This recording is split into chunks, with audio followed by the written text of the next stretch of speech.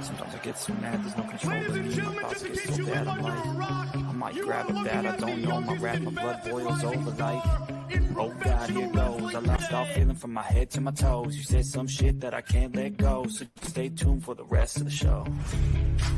So have you ever felt betrayed? Switches how you see things, realize something needs change. Cause I know you got me fucked up, let me show you what's up.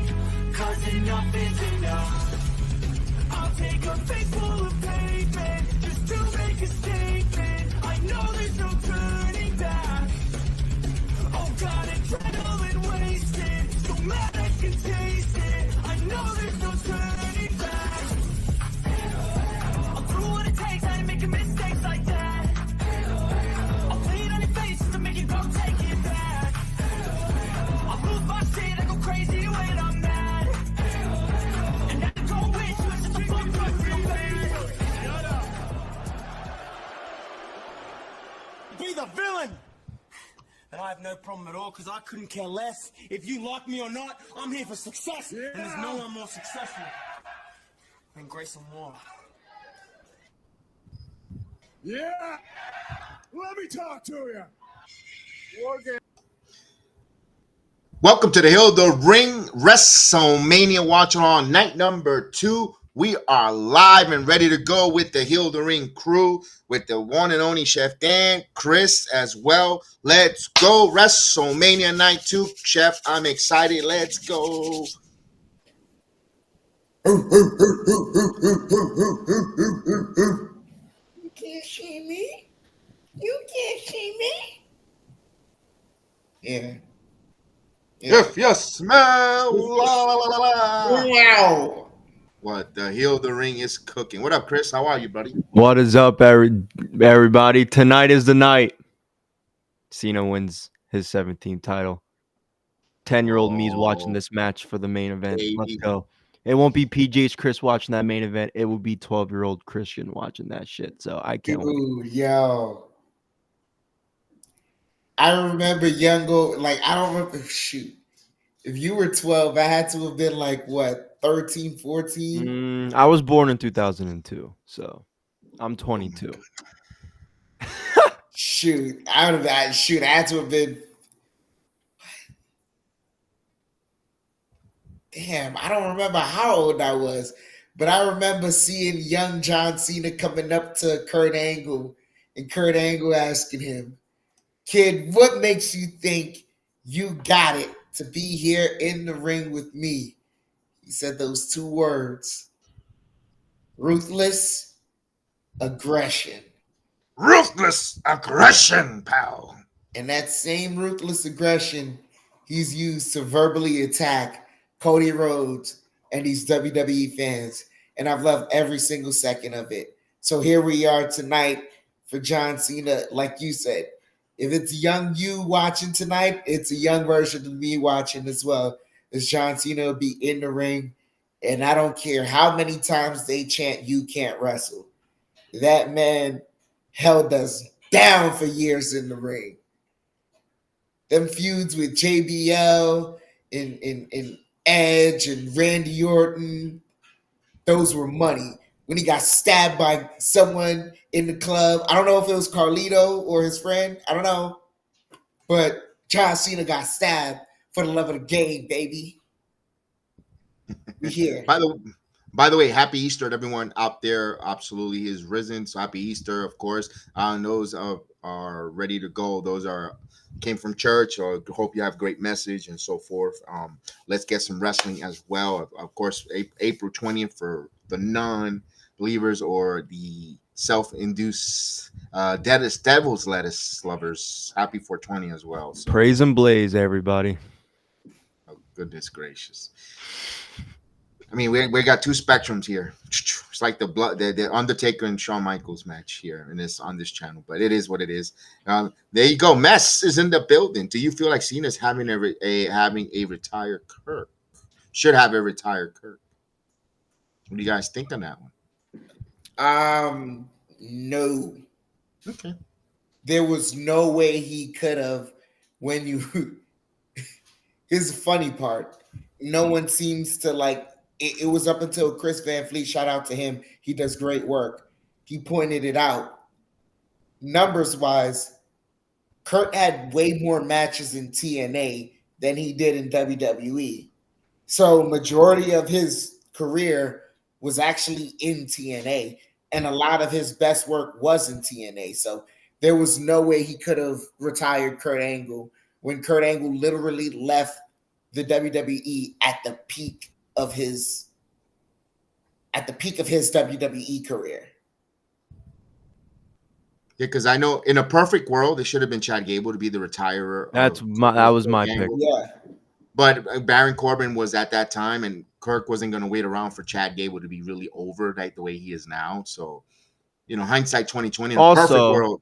Yes, go ahead, Chris. Also, I think it was one of those things where, Kurt Angle, I think he even said it himself on the Chris Van Fleet show.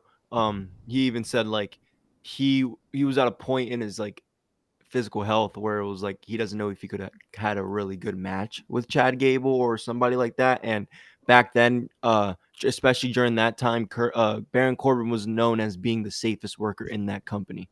Great work. I understand. Now that I'm a little older and I understand the business, I understand that. Because Corbin had the reputation, you didn't want to hurt him, but I agree. In a perfect world, it should have been Chad Gable passing the torch, getting his, Kurt Angle passing the torch, and that should have elevated the hell out of him right there. And that's why you can't get upset when a wrestler is considered to be a safe worker, like a Miz. You see his longevity, his body of work. Some people can't stand him, or he's boring, he's vanilla, he's this and that.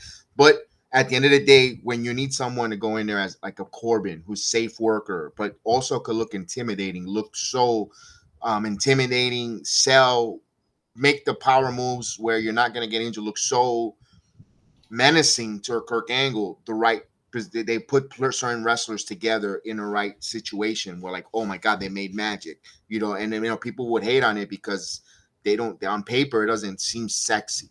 But when you look at it business wise and physically with the competitors, it's a whole different story. Remember, when any two competitors get in the ring, they're putting each other's bodies and trust on the line to one another to make sure they come out safe and sound. And again, it's not trying to look at the unfortunate situation with Chris Bay. I'm not saying it was a mishap. It was just a miss with, Caucasian. Never having footage. So I don't even know how the footage, there's no one to blame. Mistakes happen. I don't know.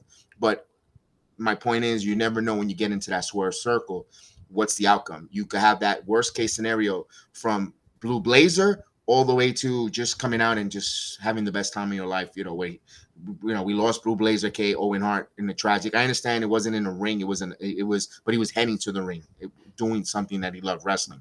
Also, Chris Bay. There's been injuries where, bad outcomes, and there's been where nothing has happened. So that's part of the business, and you want to have a competitor to protect you in the ring, so you're going to come home safe and sound with all limbs there. But let's where we are tonight. I want to address night number 1 again. I know we did our review. Please check it out on Good Morning Wrestling. We have our review. You can check it on the audio platform. If you're on Spotify, anywhere you get your audio podcasts, you can hear it, listen to us, speak, breakdown, stand and deliver night number 1, and all the different our points and thoughts on the night. But a lot of folks just complaining on this WrestleMania wasn't good. It was not up to par. The matches were boring. The matches didn't have anything. What are they watching? Do they got their eyes in their ass? Is it clouded with shit? What are you watching? This was pretty good. I mean, you watch fandom the way you want to fandom. That's fine. But I thought I was entertained for the WrestleMania night 1. There was no botch, and for Sportskeeda to go out there that Jay Jar Cargill botch. The only thing that was botching was her wardrobe on her top. That's it. So if you're gonna clickbait to say there was a major botches in the match, and it was because it was a nipple slip, and you can't really see it unless if you're that desperate and that horny and that thirsty, and that's what you're gonna put on your wrestling website, shame on you, brother. Chef, I mean, oh God.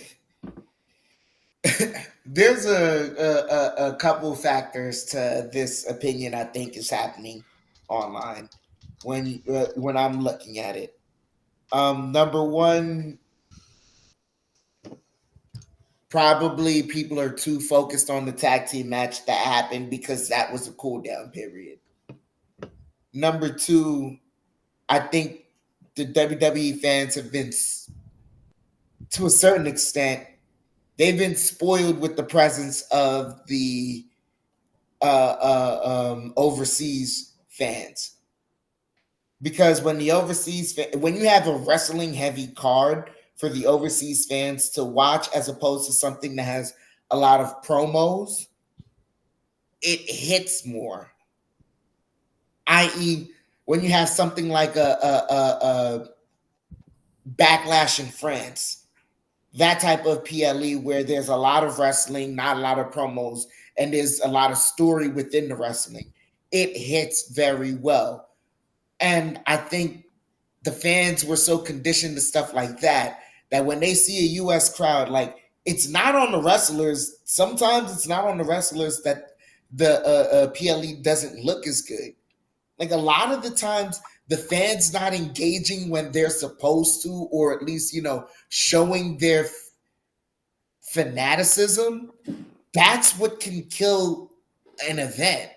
So as much as, people, like, as much as the wrestling fans want to put it on the, on the promotion, it's like, yeah, to a certain extent, you're supposed to give the fans what they, something to make them get up out their seats. But to a certain extent, the US fans are lazy. There's not much to make them get up off their seats unless it's like you have a whole bunch of people returning for no dumb reason. You'd have to do something extraordinarily stupid in order to just make them continuously get up on their seat, get up off their feet. And even then, it's to a point they're just not going to.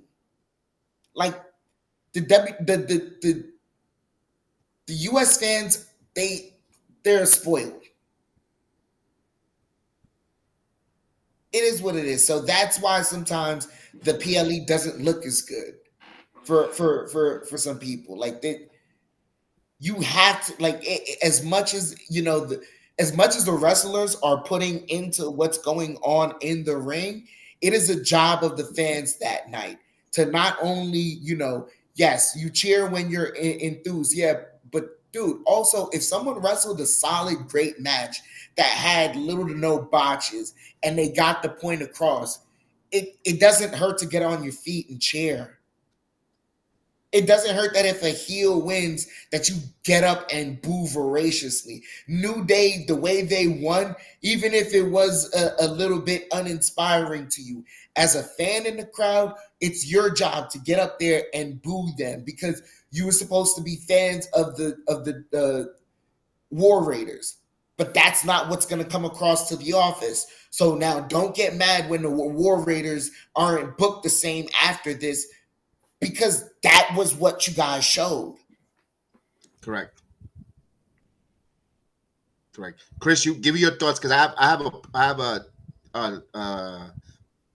thought or take on why the crowd.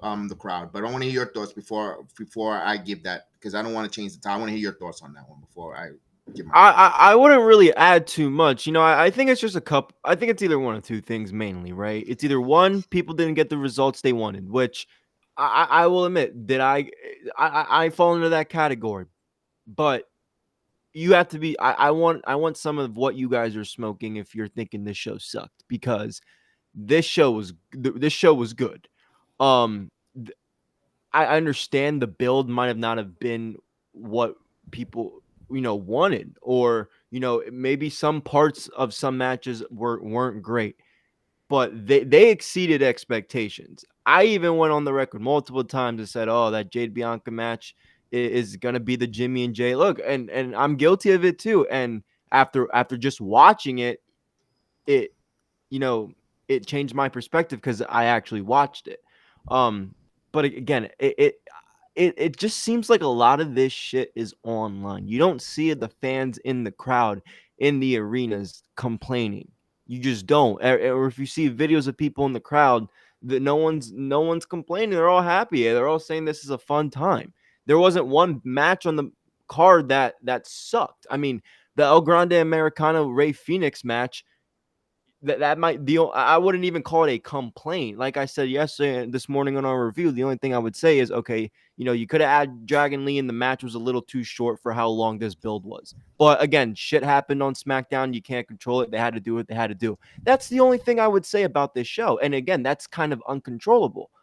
So again, I don't know what the issue was for people about this show, because that main event alone it's one of the, in my opinion, it's definitely the best triple threat match of the year. And I get it, we're only 4 months into the year, about to be in 5, but it's one of the better triple threat matches they've had at WrestleMania recently, especially with the storytelling part of it. So some parts you could question, the store or build up you could question. You can't question this event because it was pretty damn good. Yeah, and I want to make a hot take here. I know one's saying worst crowd ever, all the stuff. I'm gonna ask this question: is this crowd too fatigued?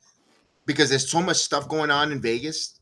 You got people coming from all over, from different time zones, coming into Vegas, getting acclimated to getting into the time zones. Sleep. If there is any sleep, they're doing WWE World. They're waiting hours and hours to meet their favorite wrestlers for 30-second photo op. Plus, they're going to all the different places. If we're going to different venues, different shows, different events, this and that, after parties, this stuff. Some of the guys are going to Bully Ray's rooftop sausage party. At the Palms. But and when it comes time for the match, for the event, they're tired. They're exhausted. They're they might not say it. They're enthusiastic. They have the adrenaline going. But when they sit on that chair and the match is starting and going and their body starts coming down, they get a little tired. They get a little exhausted. Yeah. They come out flying. The hotels. Some of them might walk. The Uber they watching their funds. They don't know how much money they have. There's so many different things, and then it translates to the event. And again, it's not taking slight at the other company. It's not. But when they do an event, they don't do a whole entire week. They do, the couple days, maybe one day of, and they go right in. That's why that crowd seems so hot, enthusiastic when the other company or when they're overseas, because they're craving wrestling. The wrestling fans again maybe spoiled, maybe the little fatigue. Your thoughts, Chef? And by the way, that Bully Ray party, I only own 4 people there, and there's a lot of ramifications there. My goodness, you see the picture. Bully Ray. Whatever happens in Vegas stays in Vegas, man. Well, not herpes. Not herpes. And hemorrhoids, according to Bully Ray.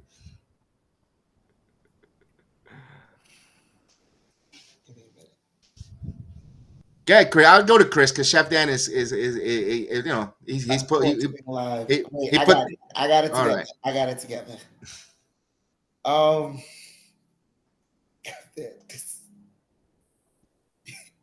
You know what I really attribute this to?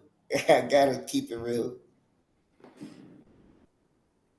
Don't they say it and it's the studies are true.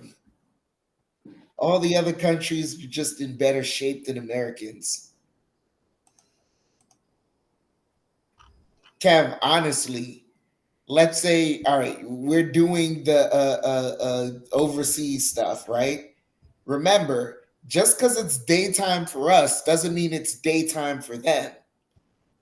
It's nighttime for them. And not only that, WWE knows when they go over there, it's a special deal.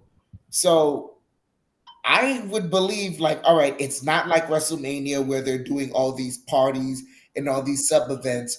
But they're doing events just as much as, the next town when they come to your town, as far as, we're doing this meet and greet and this, that, whatever. And I could actually expect it to be even larger than what they do in the US because of how rare they go overseas.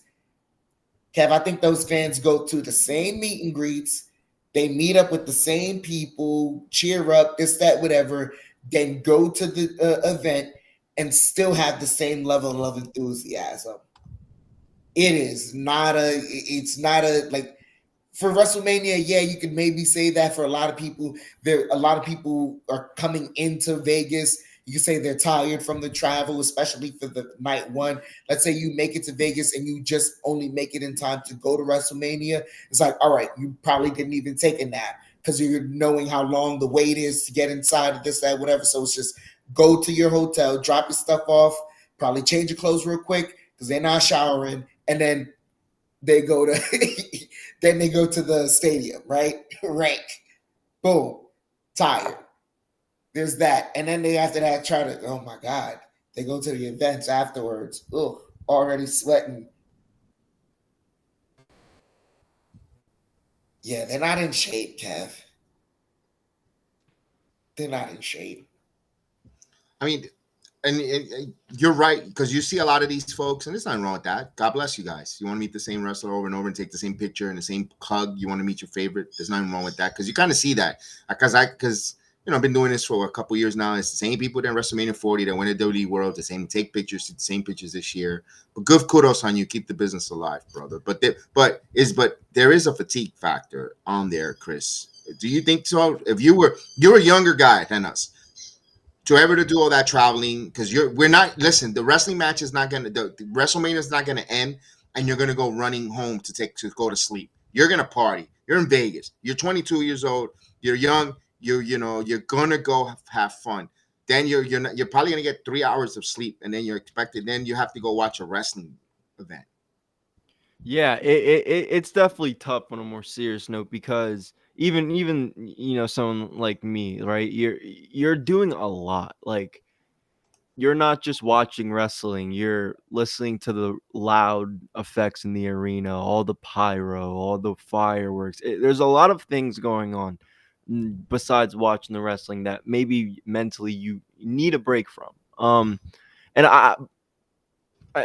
there's so many other wrestling events than WWE. I'm not gonna lie, I wouldn't be surprised if people go to WrestleMania like in Vegas and they're, damn, I'm all wrestled out. I wouldn't be surprised if they are before night two, because there's just so much going on down there with independent promotions, events, like you said.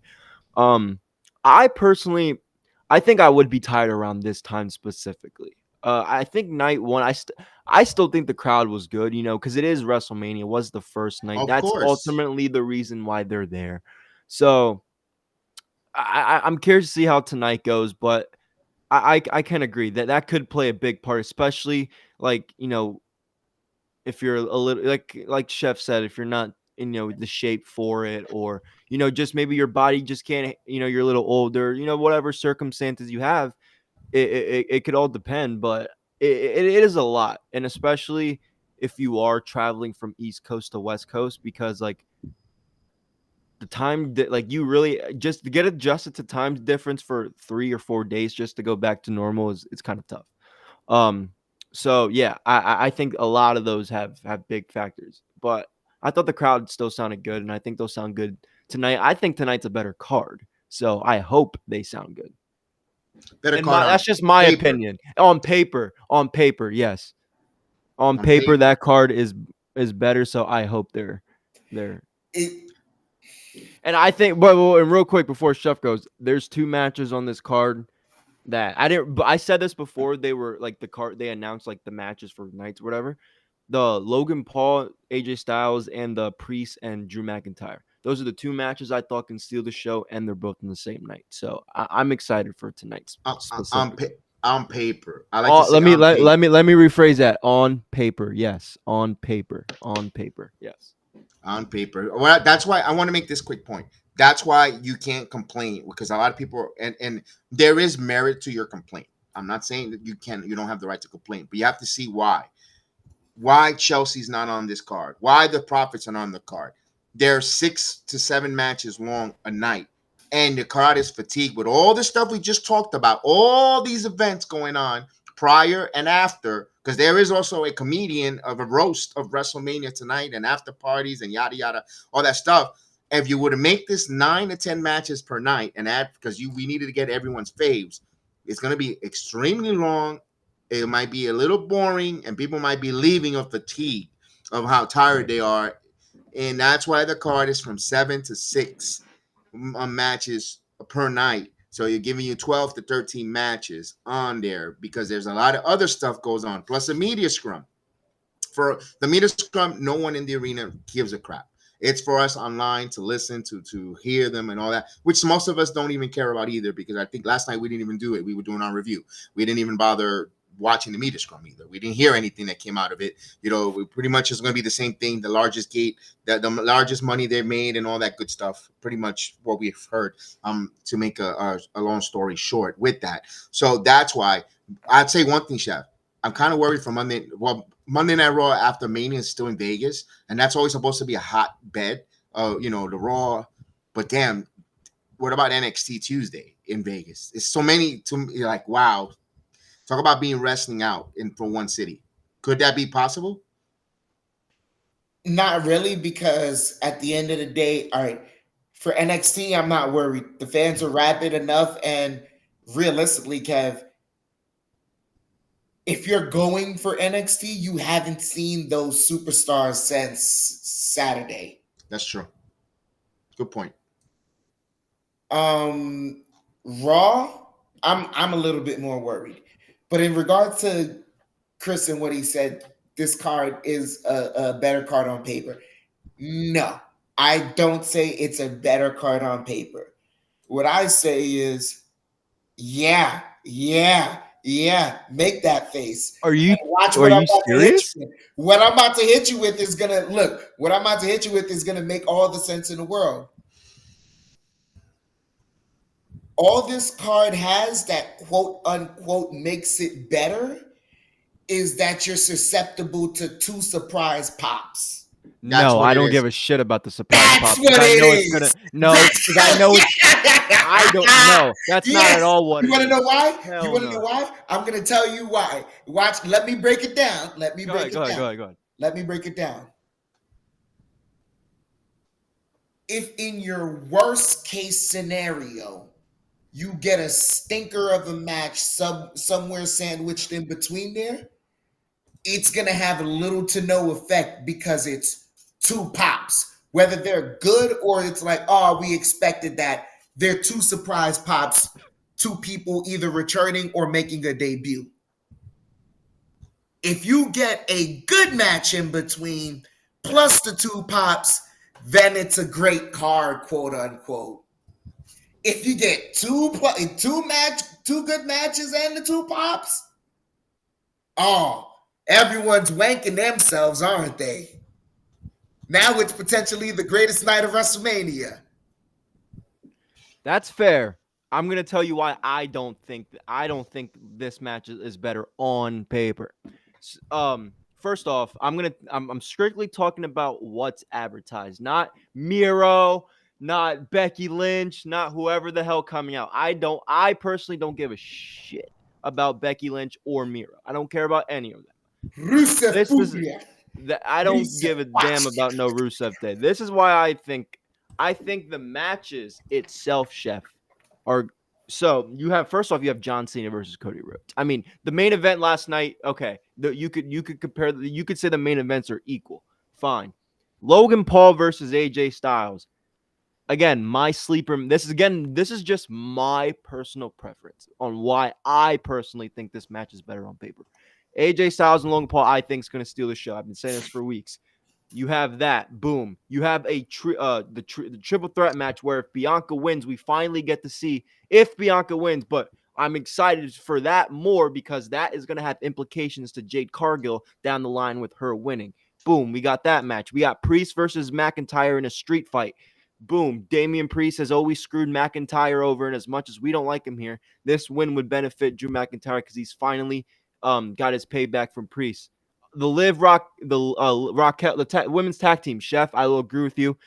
The only Becky, okay, cool. But I personally didn't give a shit about the match when it was announced with Bayley.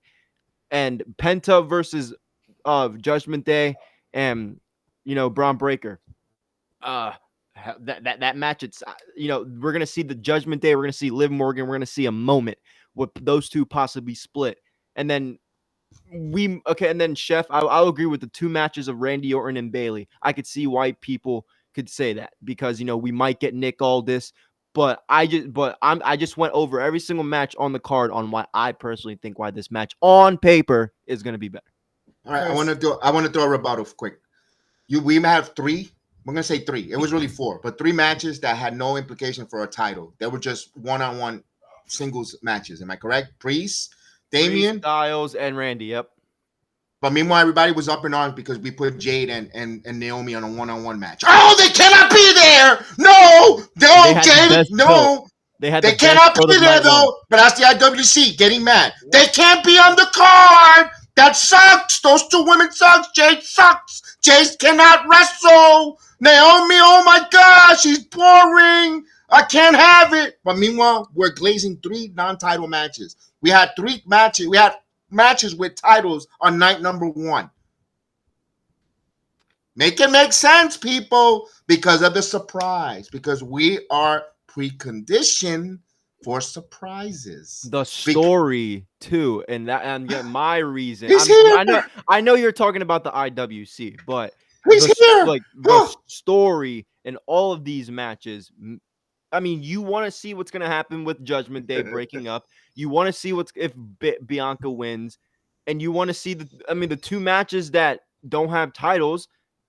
They all have a great reason to have this match.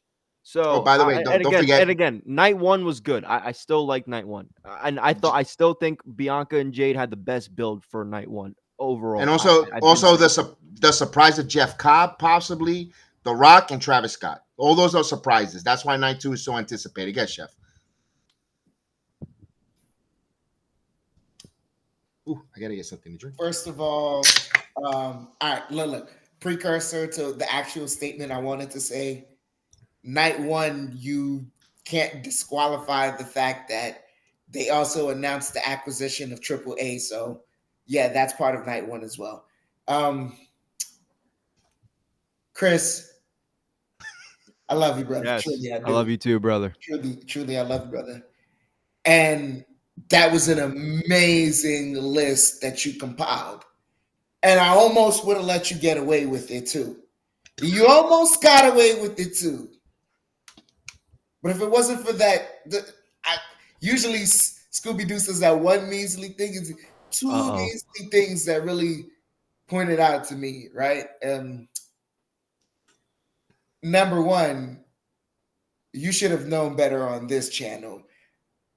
Drew McIntyre, really? I literally said before. No. I literally said before. I said I know you guys don't like him, but it don't matter. Wait. Hold up. I'm with you. I'm with you on Chris, though. I did say that, though. Hold up. What'd you say? I'm with Chris. I thought that match has a chance to be a banger. I said I don't like him.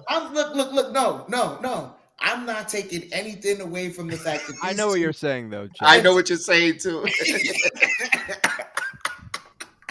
So then if y'all know what I'm saying, don't y'all dare try and add another point.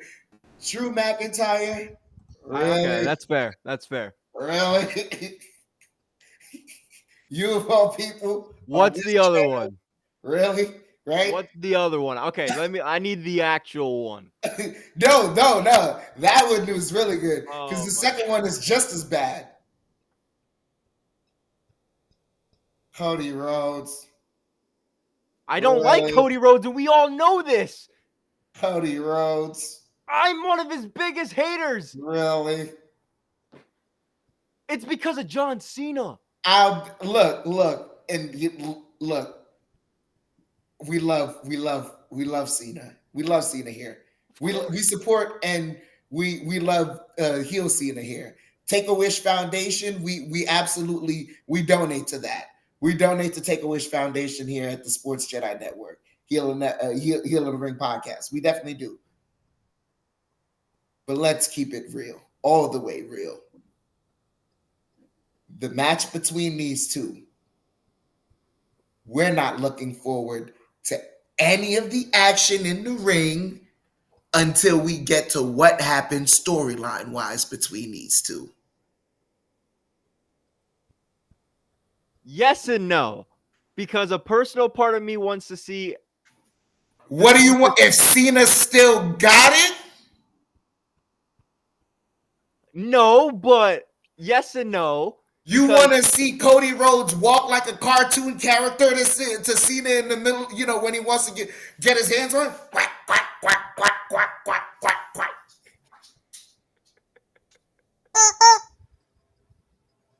Now you're kind of making me think. Is John Cena gonna kick out of a crossroads that he's been dying on for the last 2 weeks? Okay, yeah, you might have got me on that one. But still, John Cena. It's still John Cena. It's to a But certain okay, look, chef. look, I'll tell you this. to a certain point, look, to a certain point, right? And we're look, but here's the other thing too. Here's what we're also looking like. It's like, all right,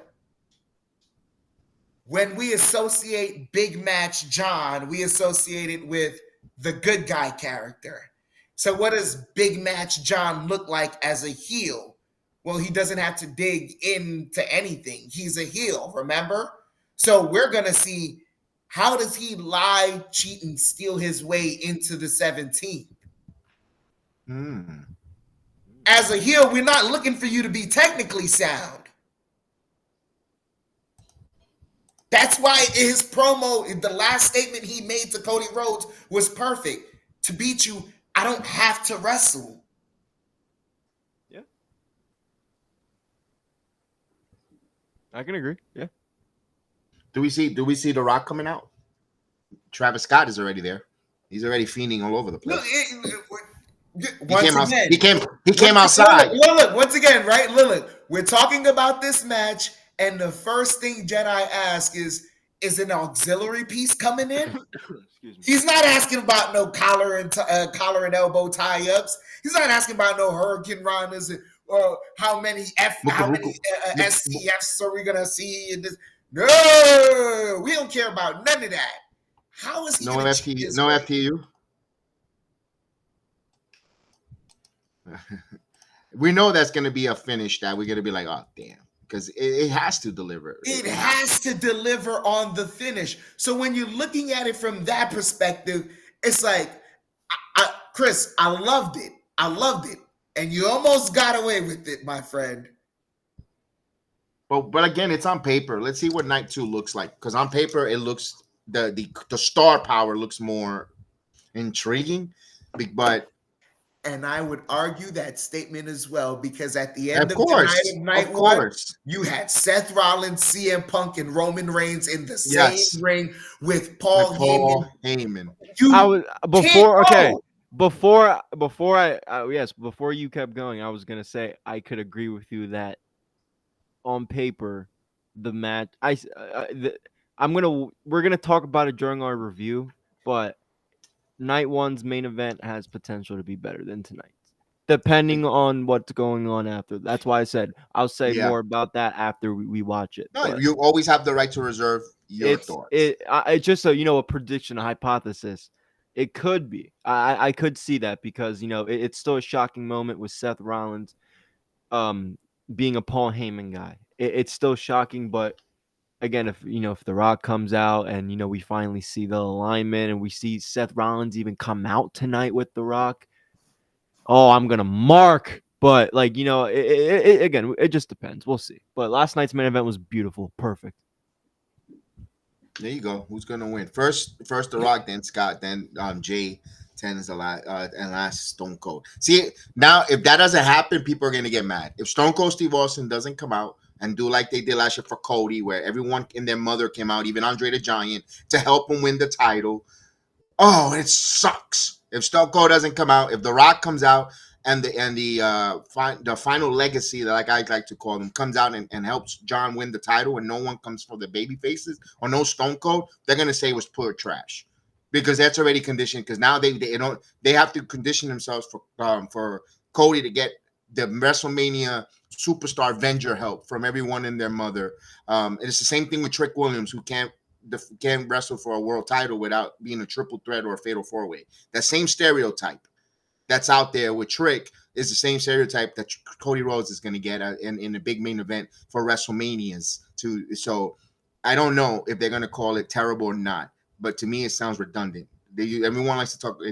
I need a fair assessment of fair match. I don't think we're gonna get a one-on-one. It's gonna get messy. It's gonna get messy. It's gonna get convoluted. People might not like it or not. Look, if I can see a way where Cody Rhodes wins, I'm not gonna say it was the worst WrestleMania. For best for business is John Cena winning and being that champion where everyone's trying to take it away from him.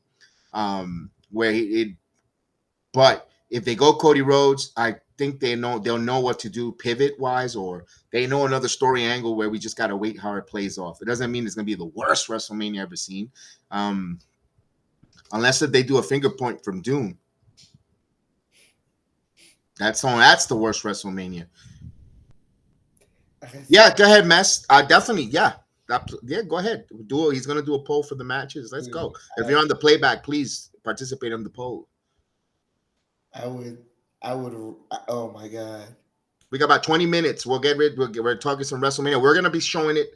We're gonna be there. We're gonna be saying goodbye to the YouTube channel at 7, right before 5 minutes to 7. But you could follow us and watch us on the playback. If you're on YouTube, you definitely could watch it with us, watch along, and comment while you see the show on Playback app, on Wrestling Heel of the Ring podcast. So come on over to the Playback. The description is in the chat.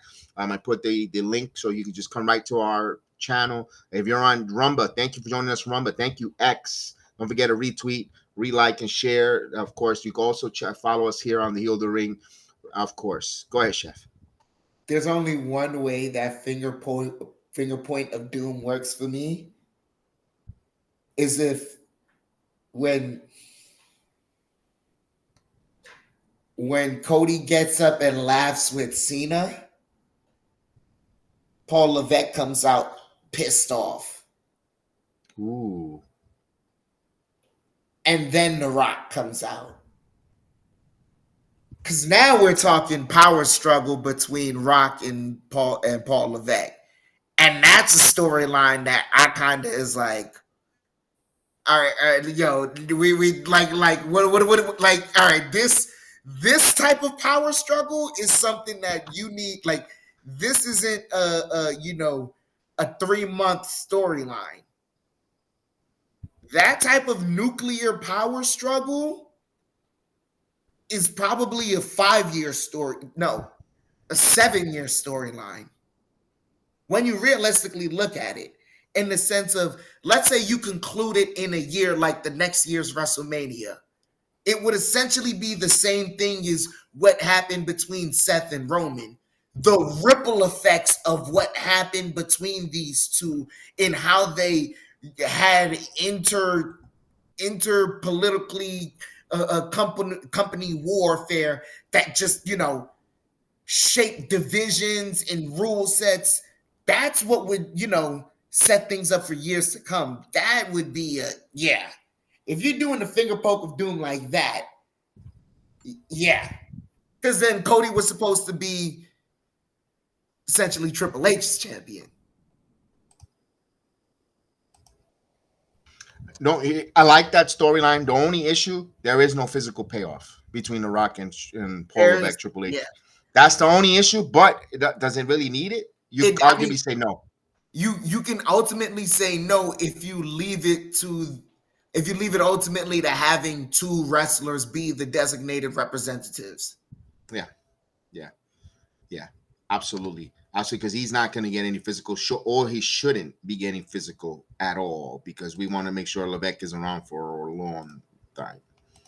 Because not only that, also it's like whichever one of those two guys is the representative. If at any point, for the representative for the heel faction, at any point they go through something similar like this, where someone's threatening, a heel faction is threatening and they need the aid of someone, and this person is in a neutral stance, even if they wanted to ask them, they're never going to trust them. You, matter of fact, see the heel faction like staying away from this person. We wanted to take over the company, but not aligned with people the way this guy did. He's a sick SOB. Interesting on that one. With the finger point of doom that they laugh and it's like, but then Cody will go nuclear. Here's the only thing that I'm gonna ask. I'm gonna ask this question: who is the up and coming babyface that's rising? that they have in wings that they could promote to go after Cody, Cena. Jay's just got the world title, and he's new. We like him, but a lot of fans are complaining. They're posting that YouTube video got over X amount of dislikes for when he beat Gunther. Like, but merchandise and crowd reaction says otherwise. So I don't get where the disingenuous analytics comes from.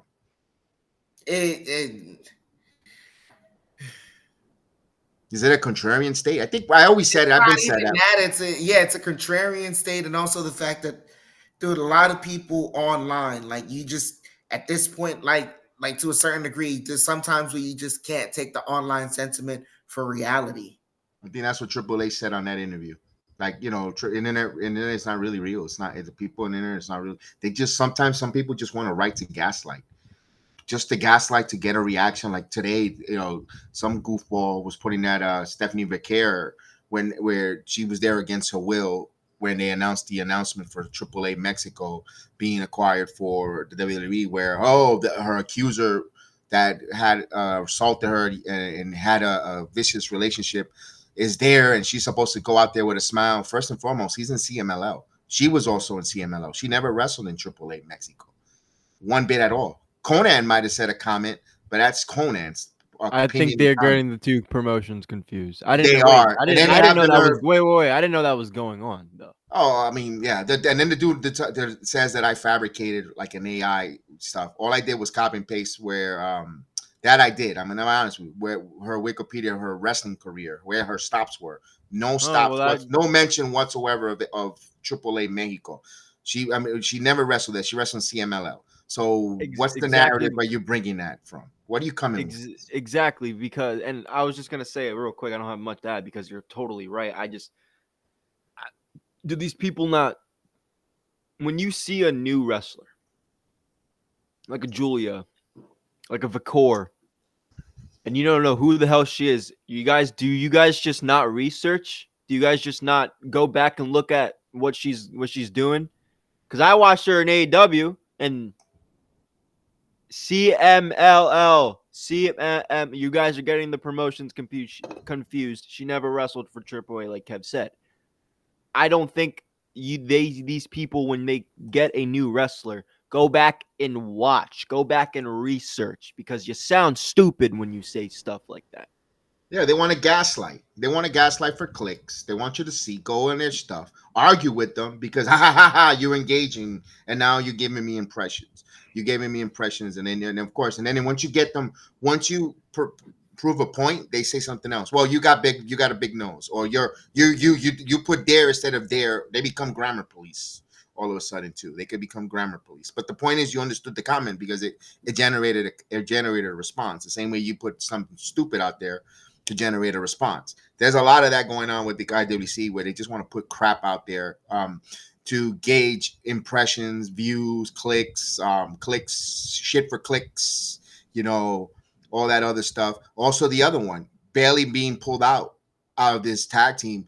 They ran the gauntlet. People were complaining, well, they shouldn't be there. They're not really a natural tag team. Lyra should be defending her Intercontinental title. So they make this match. Now, all of a sudden, they do a storyline where Bayley is injured, where maybe Bayley, they want to put a fresh coat of paint and just take her off the card and rehab her to come back on a babyface run, because turning her heel is kind of lazy. Back to that again? You really have nothing for Bayley? You're going to make her heel again against Lyra? So they took Bayley out, but quickly Mercedes has to put a cryptic tweet to come over here for money, to gaslight. But meanwhile, this is the company that wants to say, oh, the wrestlers, not the company, wrestlers. Oh, we need to cut the shit with the tribalism. No, we shouldn't have tribalism. It's not good for wrestling. But meanwhile, she's gaslighting tribalism by telling Bayley, well, Bayley's under contract for years to come, telling her to pretty much walk out like she did. That's not right either.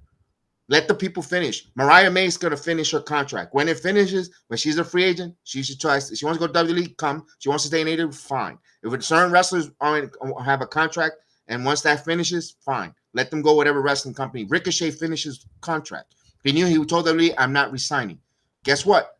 He got finished. He got written off. He debuted, no issues. There shouldn't be no gaslighting, no tribalism there, but they feed into that shit themselves. But then they get mad when people shit on them and they throw toilet paper and make them the king of shit because you're feeding into the IWC with that tribalism to hate you for X company, what other company. Just comment. I'm here to support my friend, whatever, but don't start gaslighting and start recruiting.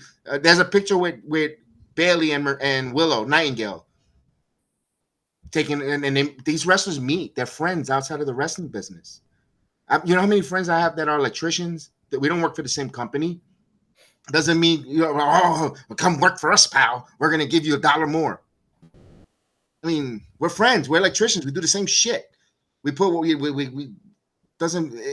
I don't get it, Chris. I don't get it. This tribalism, it gets fed for what? It's a guy like me that loves both companies. I hate seeing. I hate it. I hate seeing it. I hate the. I never wanted a quote unquote ratings war. These two companies to being on the same night. I don't want this because I agree. Of shit like this, and it's so hard because everyone. It's no secret. I love All Elite Wrestling. I love WWE. I love TNA. I love New Japan. Like I love all these wrestling companies. And when I give when we give criticisms, it's not. I don't like a company more. Sometimes I don't even want to say certain things because it's like, oh, well, you're glazing or like whatever. It's like, no, like I like both companies the same. It's just what I like and what I don't like, and I don't like the whole. And it happens. It happens. I do it too. We all do it. Some of the whole like, well, all elite. So I'll be having a conversation about somebody on X about WWE, and then they'll be like, well, AEW. I'm like, right now I'm not talking about AEW. Yes. Or they'll do vice versa, and they'll be like, well, WWE does it. I'm like, well, I'm not talking about WWE. I'm talking about All Elite. So I guess that's just me because I love both of these companies so the same. I love them both. And it's the fans that ruin it for me sometimes.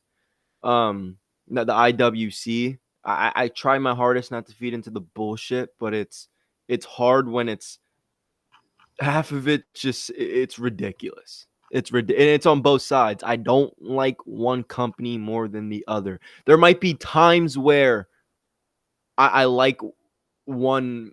I think this one's on like whatever. Like I don't know how to explain it. Like there might be certain weeks where I'm like, okay, I enjoyed Dynamite this week, or I enjoyed Raw, or like whatever. Like, but I don't ever say I enjoyed this better than WWE. I don't enjoy this better than 8. I don't know. That's a lot of that. And I guess again, it might be different for me because I like both, but I think it starts with that. It's a lot of the comparing and contrasting. I agree with you. Okay, give me 1 second. We're gonna say goodbye to the YouTube channel for a moment. YouTube, come watch us. If you're on YouTube, we're gonna end the stream on YouTube only. YouTube only. We'll come over to the playback where you can watch it because YouTube does not allow us to show you any footage, anything whatsoever of the WrestleMania or even any sound or whatsoever. So that's why we have taken the watch along away from the YouTube platform. When they want to play nice, we'll play. But you know what? It's time to play the game, and you're out, YouTube. See you later. Let me make sure they're off.